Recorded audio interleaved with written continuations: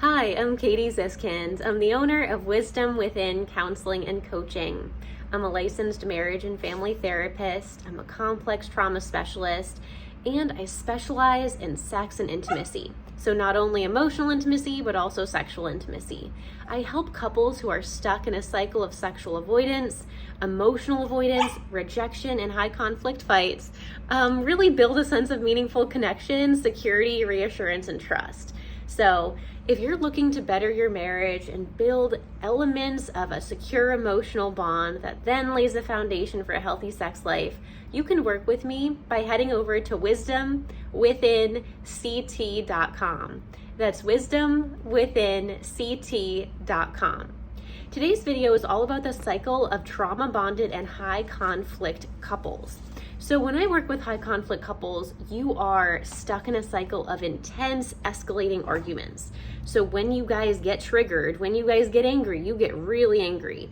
You might slam doors or slam cabinet doors or kind of slam the fridge or make a scene to try to get your partner to notice you.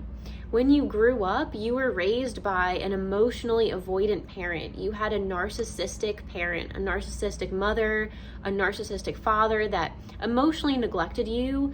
Maybe your parent was more concerned about the boyfriends or girlfriends they had. Or maybe your parent was physically abusive to you.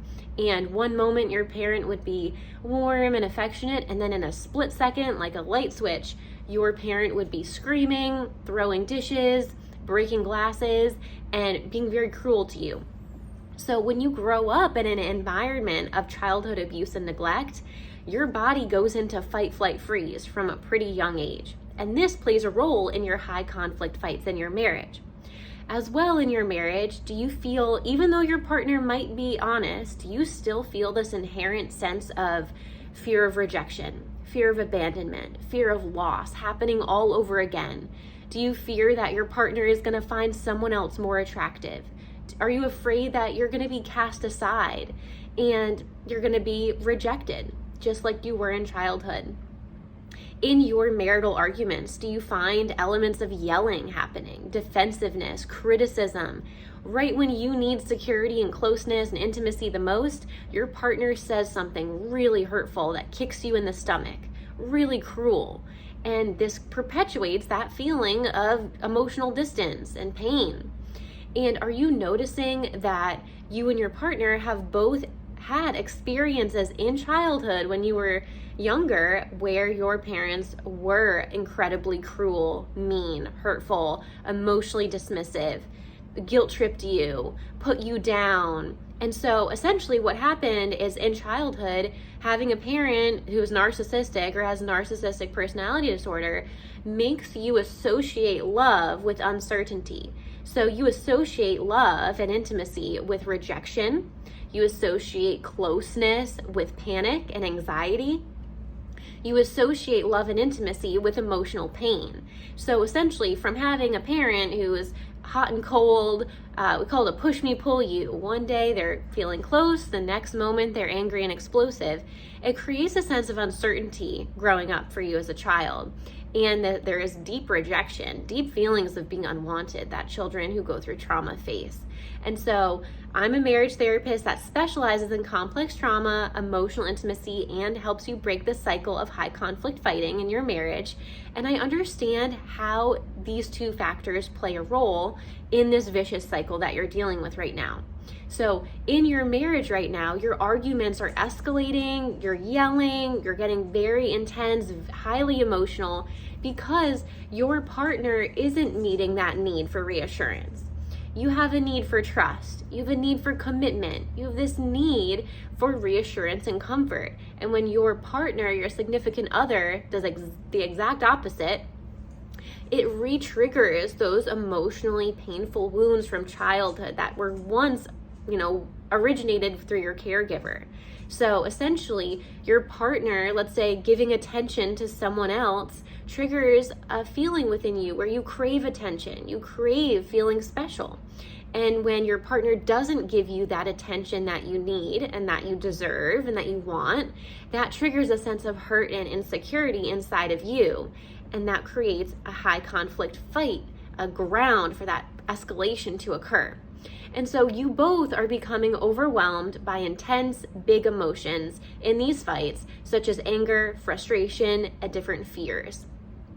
And so, you and your partner may be resorting to negative communication patterns as a way of protecting yourself and trying to control the situation, but this actually makes the conflict much worse. And so essentially, we're trying to shift away from this negative cycle, and I teach you skills for building an emotional sense of security, right? Emotional intimacy, emotional vulnerability, and we start to talk about those core emotions underneath anger. So anger is just the tip of the iceberg. Underneath anger are emotions like fear of abandonment, fear of rejection, experiences of immense loss and complex grief, feeling unwanted, feeling inadequate, inferior, insignificant, right? And so all of these emotions are things that I help you safely and calmly talk about. And feelings of insecurity and hurt are valid, but a lot of times we're reacting from a place of anger, fight, flight, or freeze. And instead of reacting from that, you can start to talk about your sadness or your grief and be emotionally vulnerable. And this helps you build a stronger couple bubble rather than continuing the pattern of inconsistent love or trust issues or that push me, pull you, hot, cold phase and maladaptive attachment styles. So one of the major attachment styles that shows up in a high conflict relationship or a high conflict fight cycle is a fearful avoidant attachment style. When you have a fearful avoidant attachment style, this is a result of having a narcissistic, emotionally neglectful parent. Your parent often would break promises, they would lie to you, chronically lie, they might manipulate you in your childhood, they would tell you one thing, do another, and then blame you for their problems. Your emotionally abusive and narcissistic parent created a fundamental level of mistrust. So you now struggle to trust your romantic partner. You struggle to trust that someone is telling you the truth. And even in a marriage of 10, 15 years, you still feel fear of betrayal. You fear abandonment. You fear rejection because of this relationship with your narcissistic parent. In a fearful avoidant attachment style, your parent accepted you sometimes, but that acceptance was conditional. You felt rejected, you felt unwanted, and you may have also experienced physical abuse from your parent.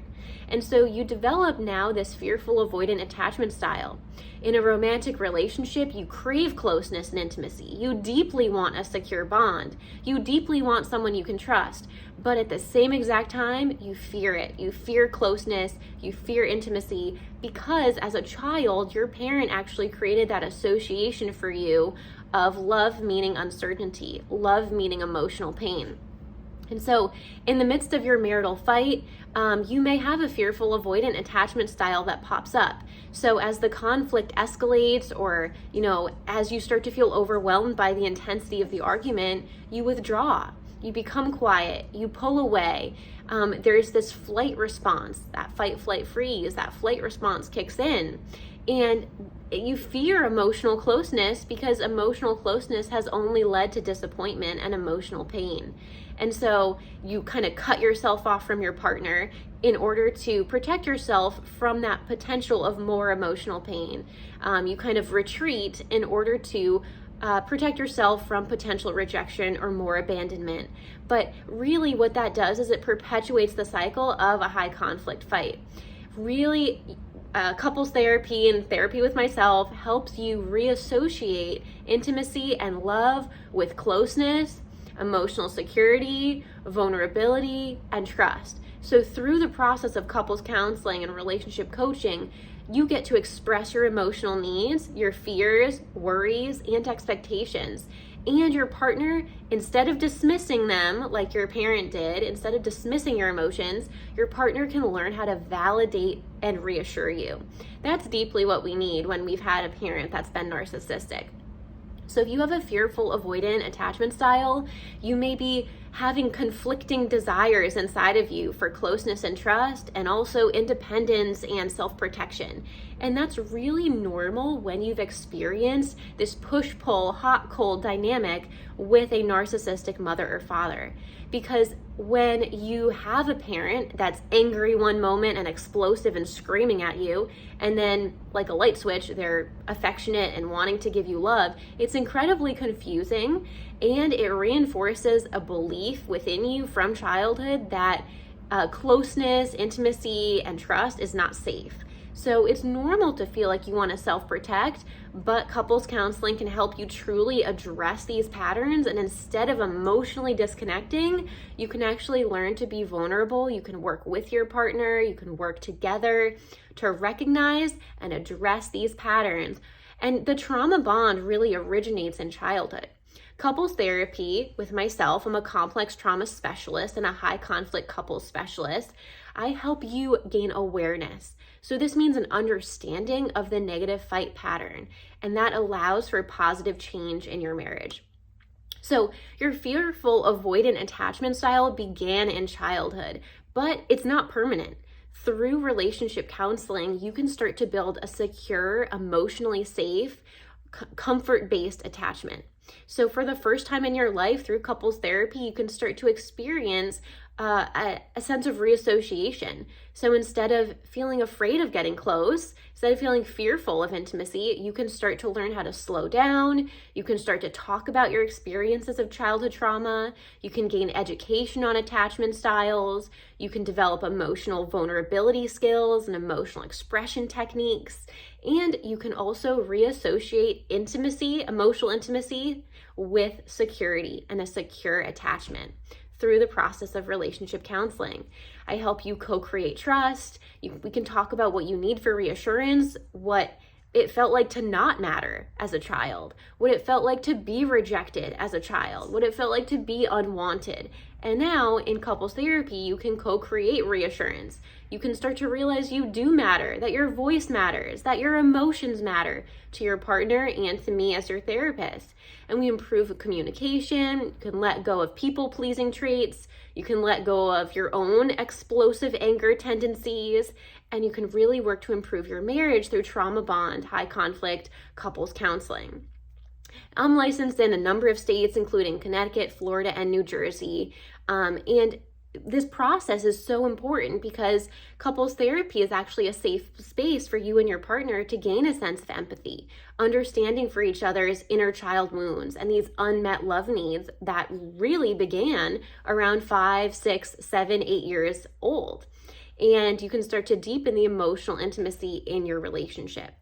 You know, when we have this fearful avoidant attachment style, oftentimes a person with a fearful avoidant attachment style has a partner or a spouse with an anxious attachment style. And these two attachment styles actually trigger each other, leading to this high conflict, vicious cycle, very painful, very negative pattern of interaction. So when a person has an anxious attachment style, again, that affection was inconsistent. There were some moments where a narcissistic mother or father was yelling and screaming and breaking things and acting out of complete chaos, completely unstable emotionally. And then there were some moments where that parent was calm and happy, and you never knew what you were going to get. You were walking on eggshells growing up. And so a child develops an anxious attachment style because they really, need security. So sometimes in adulthood, we see clinginess. We see, again, a fear of abandonment, a constant need for reassurance, a constant need for approval and validation, a constant need for external validation from other people. And so a person with an anxious attachment style may become overly dependent on their partner's compliments or on their partner's validation, or really, even if there's a threat, that can be incredibly painful. So there can be a need for constant reassurance when someone is highly anxious. They need to be told they're doing a good job. They need to be given attention. Otherwise, they become increasingly anxious and insecure. And so part of easing this anxious attachment style is actually talking about what we need for reassurance, is talking about attachment styles, is learning how to understand and respond effectively to our partner's needs. Instead of having an intense emotional outburst or instead of going to the flight response and running away or pulling away or withdrawing or becoming defensive or critical, we can actually learn to respond in a way that supports emotional security and closes that emotional distance in the marriage and in the relationship. Now, open communication and learning to communicate core emotions is a big part here. So when we see an anxious attachment style, we often are feeling deeply inadequate, deeply insecure. And so part of this is talking about those triggering emotions.